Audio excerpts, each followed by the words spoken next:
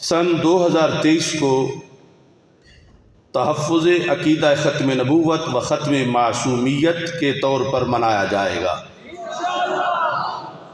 اس کی بھی آپ لوگ حمایت کرتے ہیں؟ 5ویں نمبر پہ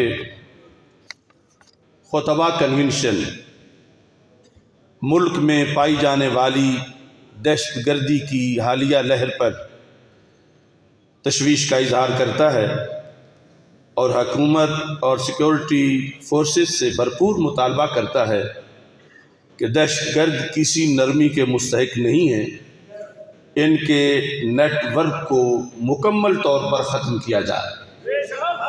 کیا آپ سارے شرکاء اس کی حمایت کرتے ہیں؟ 6 نمبر پر ایک شخص جس کا نام زاہد ظفر ہے، وہ لیا کا ہے، اس نے گنبد خضرا کے خلاف نہایت ہی نازیبا جسارت کی ہے اور اس ضمن میں وہ مبینہ طور پر توہین رسالت صلی اللہ علیہ وسلم کے جرم کا مرتکب ہوا ہے۔ اس شخص کو رہا کیا جا رہا ہے۔ ہم اس کی رہائی کو مسترد کرتے ہیں اور حکومت پاکستان اور اداروں سے مطالبہ کرتے ہیں کہ شریعت اسلامی اور آئین پاکستان کے مطابق اس شخص کو سزا دی جائے۔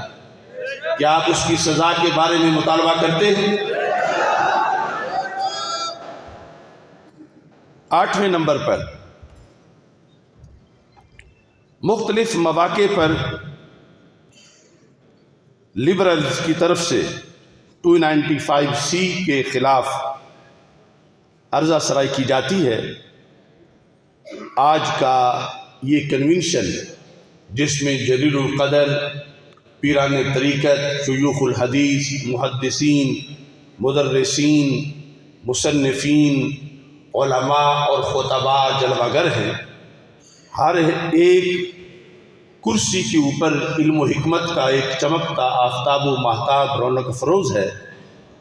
آج کا یہ ایوان جو اہل علم اور اہل فضل کا ایوان ہے، اس کے تمام شرکاء یہ مطالبہ کرتے ہیں کہ 295C کے خلاف عرضہ سرائی پر مکمل پابندی لگائی جائے اور میڈیا پر یا کسی فورم پر جو شخص ایسی بات کرے اسے پاکستان کی سٹیٹ کا دہشت گرد اور مجرم قرار دیا جائے اور 295C کے تحفظ کو یقینی بنایا جائے۔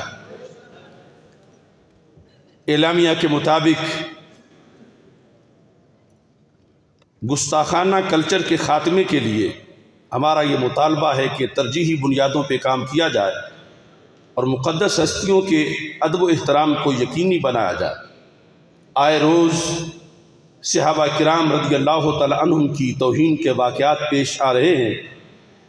جو شخص بھی خواہ وہ کتنے بڑے منصب پر ہو، کسی بھی مقدس ہستی کے خلاف عرضہ سرائی کرے، آئین پاکستان کے مطابق، اسلامی شریعت کے مطابق اس کی جو سزا بنتی ہے اس کو ضرور عملی طور پر اس شخص کو کیفر کردار تک پہنچایا جائے۔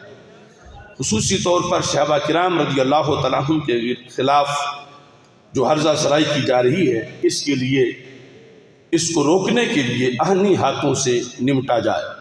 کیا آپ سب ان شکوں کی حمایت کرتے ہیں؟ 9ویں نمبر پر